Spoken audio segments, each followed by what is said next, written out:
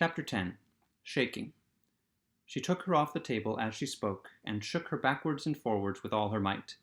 The Red Queen made no resistance whatever, only her face grew very small, and her eyes got large and green, and still, as Alice went on shaking her, she kept on growing shorter, and fatter, and softer, and rounder, and... Chapter 11. Waking. And it really was a kitten after all.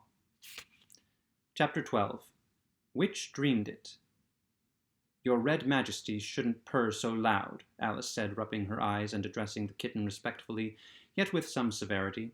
You woke me out of, oh, such a nice dream, and you've been along with me, Kitty, all through the looking-glass world. Did you know it, dear? It is a very inconvenient habit of kittens, Alice had once made the remark, that whatever you say to them they always purr.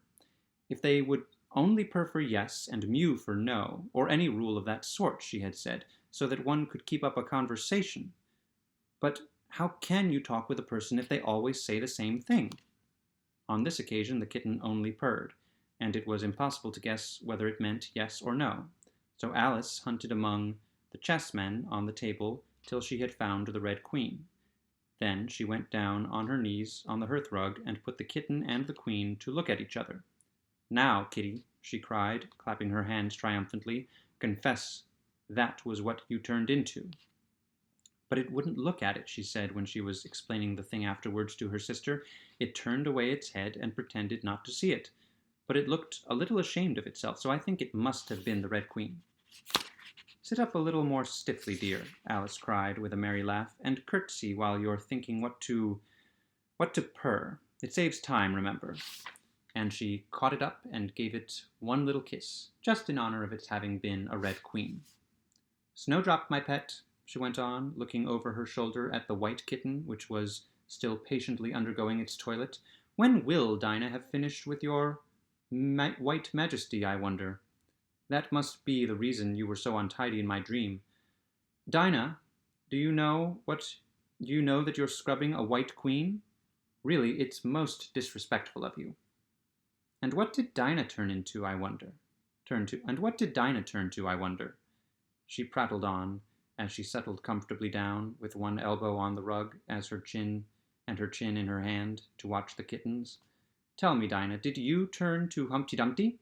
I think you did. However, you'd better not mention it to your friends just yet, for I'm not sure. By the way, Kitty, if only you'd been really with me in my dream, there was one thing you would have enjoyed. I had such a quantity of poetry said to me, all about fishes. Tomorrow morning you shall have a real treat, all the time you're eating your breakfast. I'll repeat the walrus and the carpenter to you, and then you can make believe it's oysters, dear. Now, Kitty, let's consider who it was that dreamed it all. This is a serious question, my dear, and you should not go on licking your paw like that, as if Dinah hadn't washed you this morning. You see, Kitty, it must have been either me or the Red King.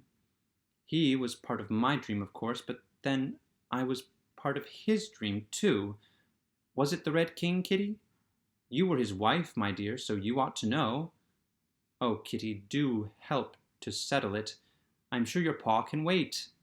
But the provoking kitten only began on the other paw, and pretended it hadn't heard the question. Which do you think it was? A boat beneath a sunny sky, lingering onward dreamily in an evening of July, children 3 that nestle near, eager eye and willing ear, pleased a simple tale to hear. Long has paled that sunny sky, echoes fade and memories die, autumn frosts have slain July. Still she haunts me, phantom-wise, Alice moving under skies, never seen by waking eyes. Children yet, the tale to hear, eager eye and willing ear, lovingly shall nestle near. In a wonderland they lie, dreaming as the days go by, dreaming as the summers die, ever drifting down the stream, lingering in the golden gleam. Life, what is it but a dream?